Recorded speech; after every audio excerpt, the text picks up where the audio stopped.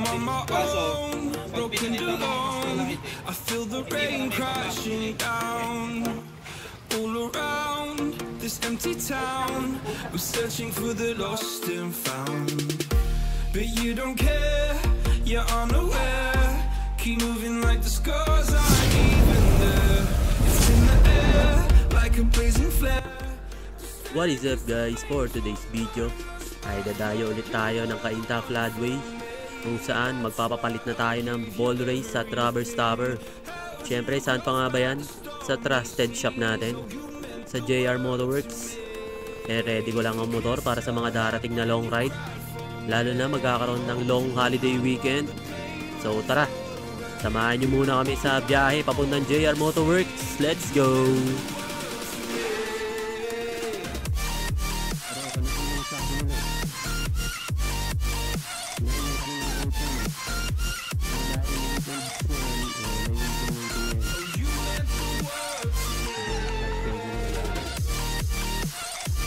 Para sa mga nag-iisip kung may basehan ba ang pagpapalit ng ball race sa Traverse Tower, para sa akin nasa pakiramdam lang siya habang ginagamit mo yung motor mo. Tulad nung sa akin, medyo kumakabig na siya, lalo na pag sa diretsong daan lang. Minimal lang naman yung pagkabig niya, pero syempre ayoko na palalain pa yung ganung pakiramdam. Kaya ang solusyon na naisip ko ay yung pagpapalit ng ball race. Mahirap na, baka pag nasa mahabang biyahe magkaberya pa. Sa rubber stopper naman ng motor, pinapalit ko na din para ako na mismo makaalam kung ano bang pakiramdam ng medyo makapal na rubber stopper ang ilalagay, kaya abang-abang lang kung all goods ba talaga. Bali ang mga next clip natin, papakita ko na lang kung paano gawin ni Boss Mike ang ating ADB at mga proper tools na ginagamit nila sa JR Motorworks.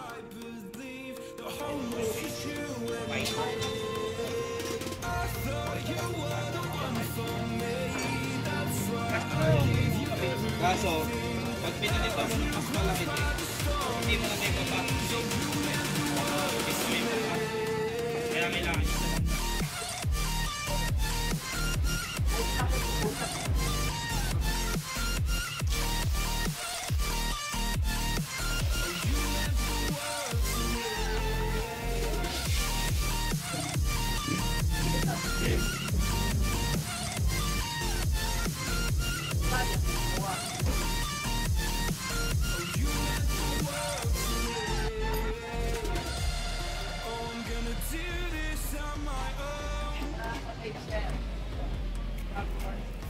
No point in blaming you, you did not know.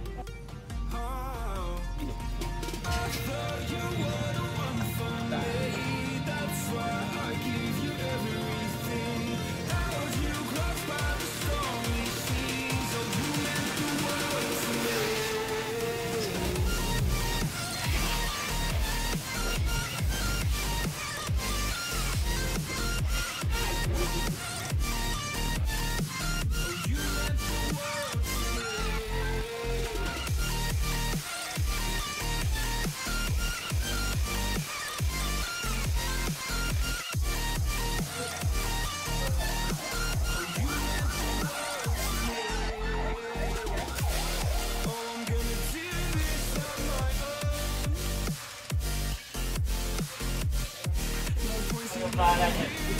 Parang siya,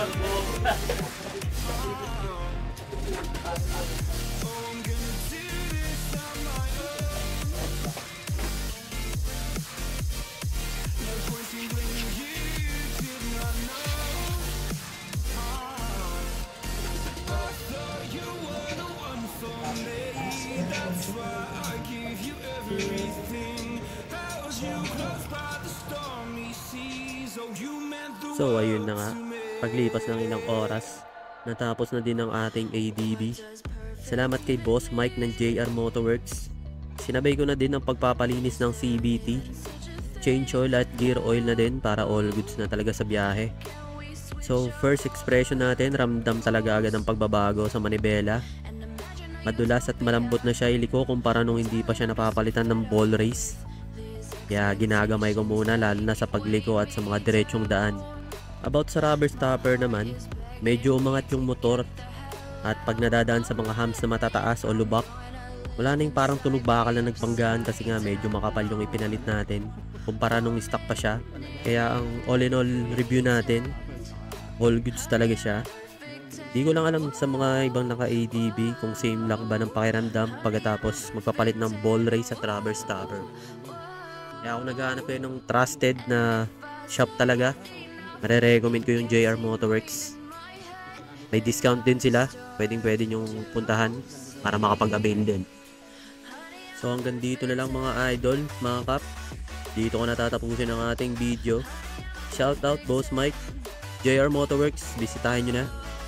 Kung nakatulong sa inyo ang video na ito, pa-like, comment, share, subscribe naman sa ating munting channel. At follow nyo na din ako sa FB page natin. Maraming salamat sa mga pagsuporta. Ride safe lang, kalma lang sa kalsada. Enjoy and peace out. Hanggang sa muli. Bye-bye you. Bye-bye, bye-bye, bye-bye. We are in pixels on a screen. No, we're human. We breathe every single thing. Yan, wala on yun. It's overrated. Let's go.